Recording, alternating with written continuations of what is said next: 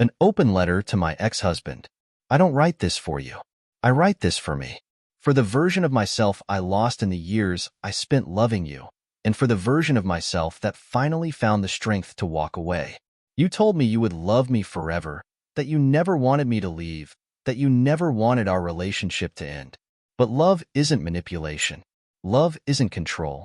Love isn't lying straight to my face while you carried on with a life I knew nothing about. Love isn't betrayal. For years, you lived in a fantasy world, porn, online affairs, and eventually, sleeping with a married coworker. And even when I caught you, even when the proof was right in front of you, you still tried to deny it. Was it shame? Or did you just believe your own lies so deeply that you thought you could convince me, too? But you didn't just lie. You made sure I felt like the problem. You made me believe I wasn't enough, that I was the reason our marriage was sexless, when the truth is, you had no desire for real intimacy at all. We were trying to start a family, and yet you couldn't even be with me. Instead, I was left to go through the humiliating process of inseminating myself while you hid away in the shower, lost in your addiction. Do you even realize what that did to me? The shame, the anxiety, the way it hollowed me out and made me question my own worth? You controlled everything. You moved me across the country, away from my family and friends, so that I had no one to rely on but you. And even then, you wouldn't let me have space. If I spent time with anyone else, you would blow up my phone, pick fights, make sure I never had a moment of peace that wasn't focused on you.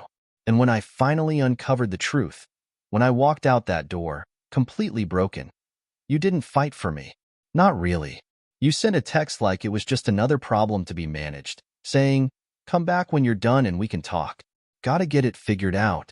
As if years of deceit were something we could just sit down and work through like a scheduling conflict. As if my pain, my devastation, my absolute heartbreak was nothing more than an inconvenience. But the moment I showed I was serious about leaving, you dropped the act. The begging turned into indifference. The promises turned into paperwork. It was never about love. It was about control. And when you realized you couldn't control me anymore, you simply moved on. I gave you everything. I stood by you through your depression, your addictions, your struggles. I supported you, even when it drained the life out of me. I poured so much of myself into you that I forgot who I was. And yet, in the end, I became the villain in your story. The selfish one. The one who abandoned you when all I ever did was try to save you from yourself. Your family, the same people who once called me their daughter, act like I never existed. Your mother, who swore she'd always be there, ignored me the second I was no longer attached to you. And for what? Because I had the audacity to put myself first for once? Because I refused to keep drowning in a marriage that was killing me? I lost so much because of you. Time, energy, money, a future I once believed in. My parents, who gave selflessly to help us build what was supposed to be our life, now have nothing to show for it. But worst of all, I lost myself. You manipulated. You guilt-tripped. You made me feel crazy for questioning you, while you carried on your secret life behind a screen and behind my back. You demanded everything from me, my time, my energy, my loyalty, while giving me nothing in return but gaslighting and control.